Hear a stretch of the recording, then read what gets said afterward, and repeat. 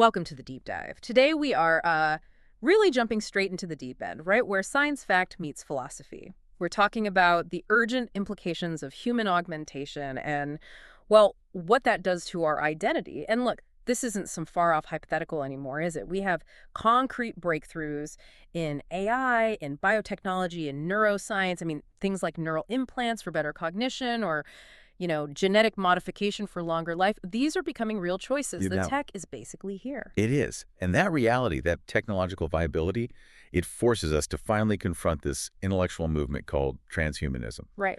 Now, for an audience like ours, the basics. It's the aim to use technology to enhance human capabilities. Physical, cognitive, emotional, all of it. But the real ethical pivot point isn't the technology. It's the boundary line. What do you mean by that? Well, we're moving from applications that, say, heal a broken body or brain to elective modifications that actively upgrade a perfectly functional one. From therapy to enhancement. Exactly. And that shift is where the core ethical challenge really lies. And what's so fascinating here is the immediate threat to our fundamental idea of self.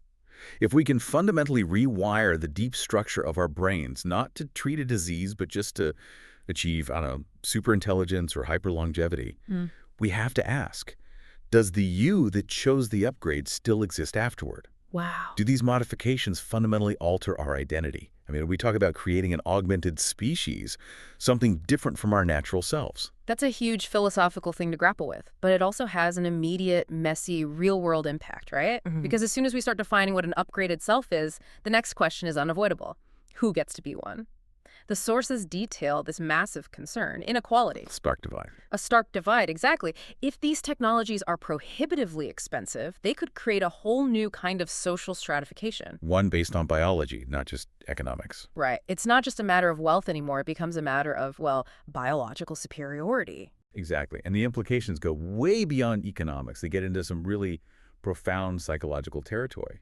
Think about the pressure. If your job performance, or maybe your insurance eligibility, starts to rely on some kind of enhanced cognitive performance, then the choice to remain biologically unenhanced suddenly becomes a huge economic liability. it becomes a minority position, yeah. And furthermore, what about this relentless pursuit of perfection? Always striving for the next upgrade. Would that not heighten our existential anxieties rather than fix them? You'd think it would do the opposite, but maybe not. We risk, diminishing our appreciation for our limited time, for our inherent flaws, maybe even our empathy, if we lose that shared experience of being fallible.